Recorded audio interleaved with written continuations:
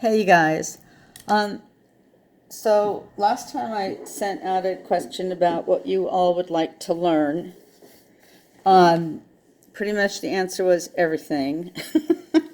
I mean, I'm not going to sit here and give a certificate course on everything. But I'm going to just show you a few basic things. We all come from different academies. So first of all, I want to I'm trying to find okay, it's hard where I'm looking right now. Okay, I'm marking some points here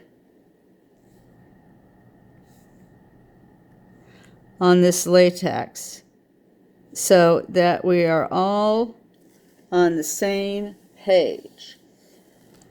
Usually I can get pencil to come off, so let me label these with pencil. This is 1,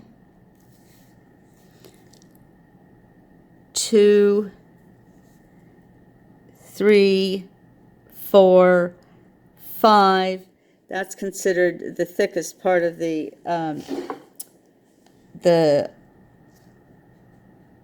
this part of the brow. And 6, I didn't mean for 6 to be right there. Why did I do that? 6 is more like here. You don't want that dark. And as far as the golden ratio goes, that's the distance from here to here, and from here to versus from here to here. So this is a latex I don't normally use, and I'm not sure what the measurements are. But looking here, this is 4 centimeters from the head to the arch, and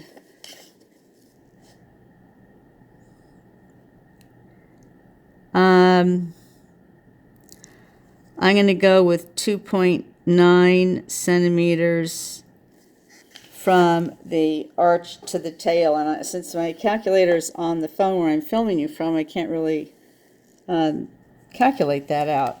But it looks about typical. All right, so in any brow design, we are going to start with head strokes. And I'm going to make this just very, very simple.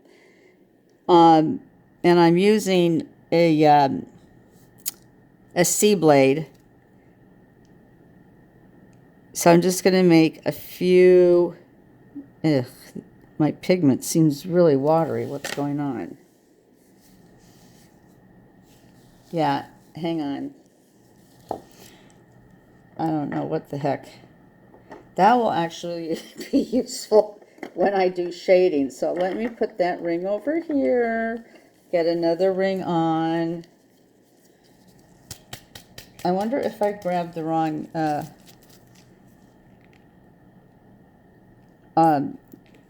pigment. Okay. Anyway, I'm going to do some basic head strokes here. So I've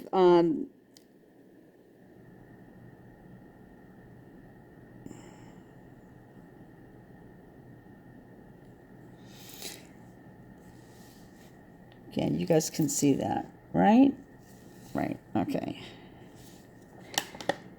And I think for the purposes of simplicity, I'm going to try to sort of combine Beauty Angels and Fee Brows.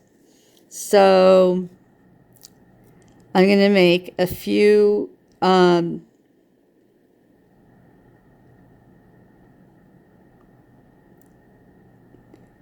simple head strokes here. This is just really watery. Or not watery, but I'm just working with too much pigment.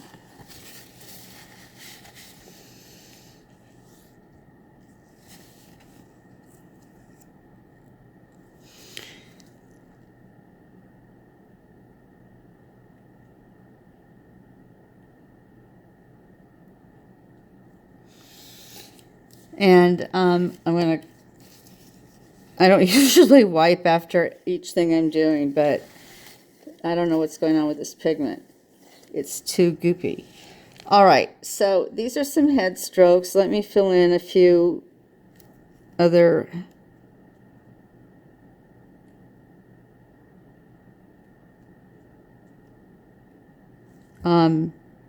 strokes.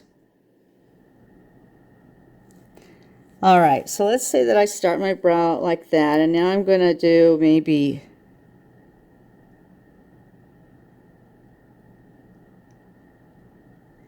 this. And now I'm going to head into something that will allow me to integrate lower strokes with upper strokes, which in Fee Brows we call transition strokes, and in Beauty Angels we call connection strokes. So I'm going to make a really simple one here.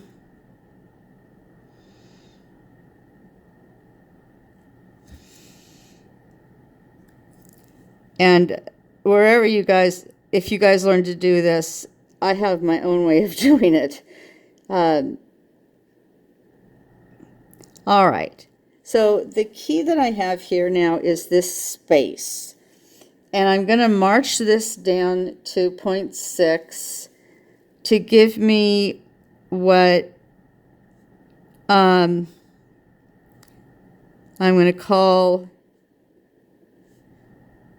the, there's different words for this. Fee calls it spine. Beauty Angels calls it connection line. I've seen it referred to as the vein. But the main thing is that we've got the upper strokes here and the lower strokes here. And again, as I have explained in other videos, if we bisected this here, you'll see that we have 3 different triangles going on. So I'm going to just do a very simple pattern here, and I'm going to purposely keep everything really widely spaced because of the fact that I'm going to be doing shading. And I'm going to be doing this in 2 stages. So these are the principal strokes.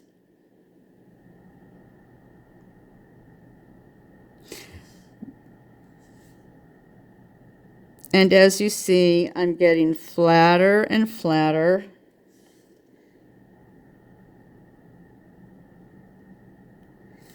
Until all I can do is be flat. Now I'm going to do my upper stroke outline. These are the lower stroke outline is what I'll call them. And the number one thing to be alert to is never point down. So I'm always reaching toward point 3. I am never curving and reaching toward the base.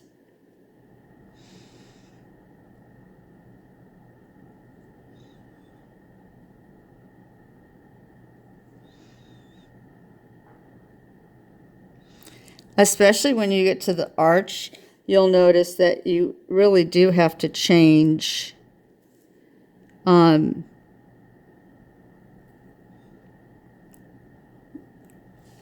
angle at which you're making those particular strokes.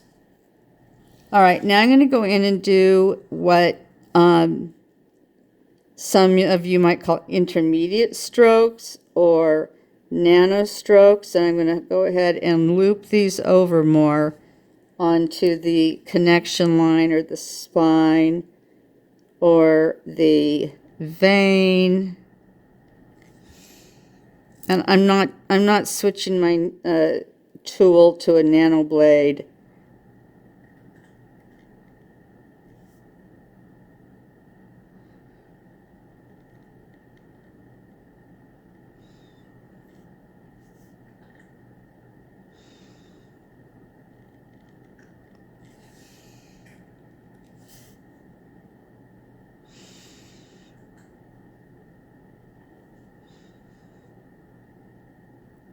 And I don't go farther than, I don't like to close this area up.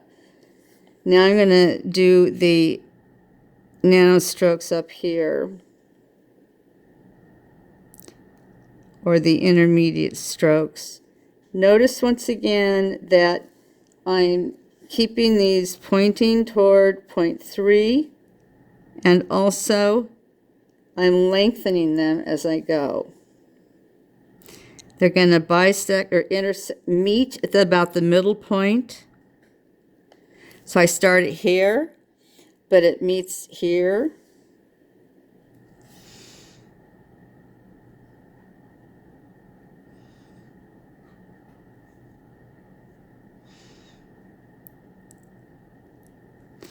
I just like to see if there's an opportunity, which there is right there, for me to bring this stroke up into that stroke.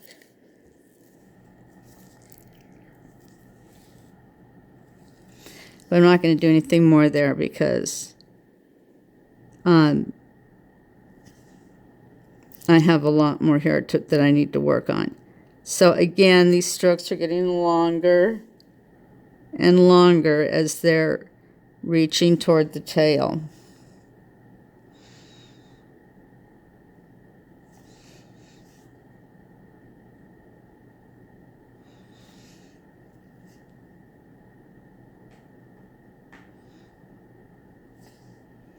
Now watch this one. It's going to come down and it's going to become part of this line. This is how you integrate everything together. Get it all to meld together.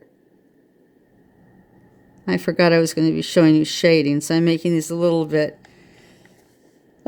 more concentrated than I would normally, but that'll be fine. Okay. So that's all I'm going to do here. This is just a very basic brow, microbladed brow. I'm not going to add any embellishment or anything else. But what I'm going to do now is I am going to show you some manual shading on this.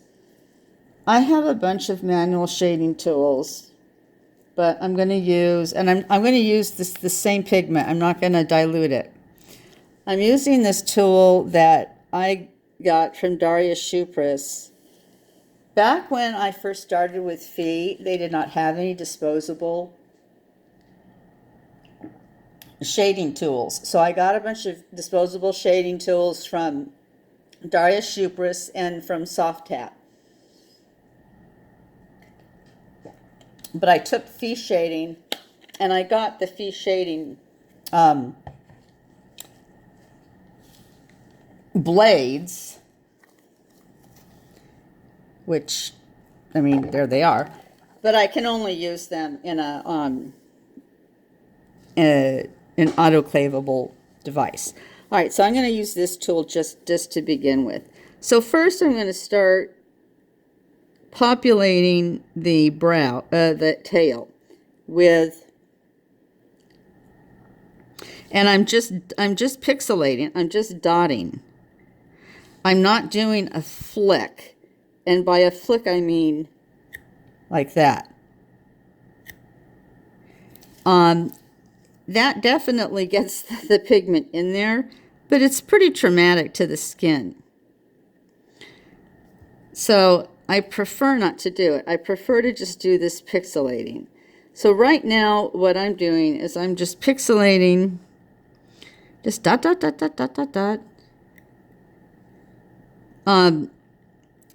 The tail heavily, but that will soon come to an end. I'm not going to keep doing everything heavily like that. And then starting about here, I'm going to be focusing more on just getting in between the strokes.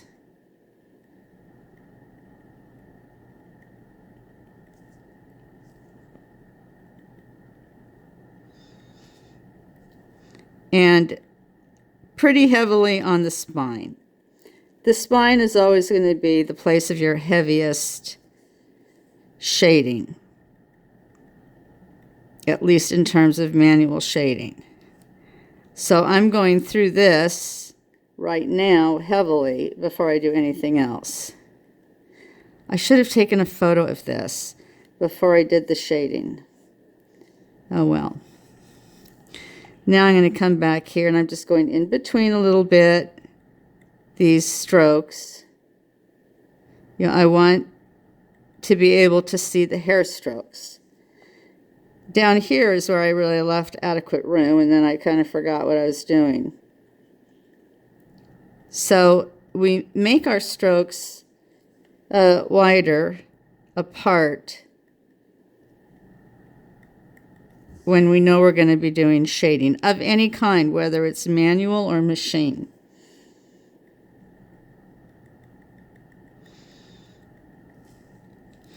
Now, you're going to notice how much actual pigment is on here, and then when I wipe it off, you're going to go, oh my God, there's nothing there. And at the head, you know, you would either change your tool to a lighter, a tool with finer pins, or you're just going to know that you need to keep it really light in here. And that's the way I'm doing it. Just barely anything there. Okay, let's wipe and see what we have.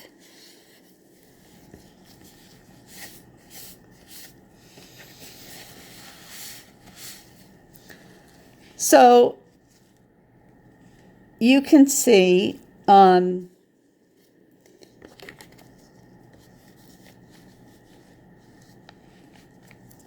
I can't get this camera to focus on the entire brow. I would probably go through this one more time. Now, you want to feel, when you're working on latex, this shouldn't feel all rough and scruffy, like this mark that I made up here where I was flicking it. So, in reality, I would go through this a few more times. But all we're trying to do is, you know, and the first thing I would probably do is really work on getting that spine saturated.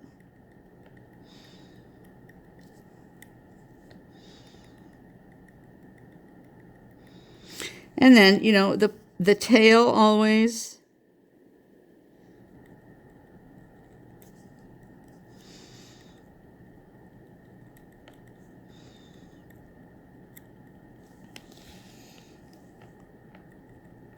I mean, I am trying to stay in between the hair strokes, even though I know it really doesn't matter because I'm not applying that much pigment. Because all I'm doing is touch, touch, touch.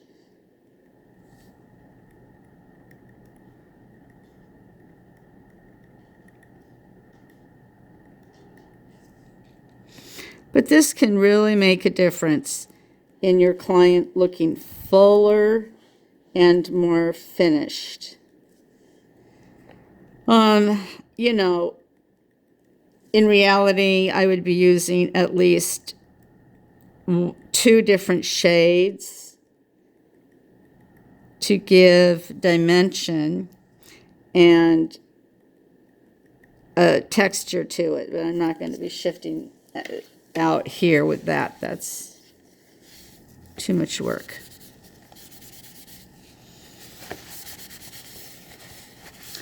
Okay, so there's a manually shaded brow for you. And like I say, I wish I'd taken a picture of it before I did it, but I didn't. So what I'm going to do now is I'm going to turn this off, and I'm going to do another brow, and then I'm going to do some machine shading on it.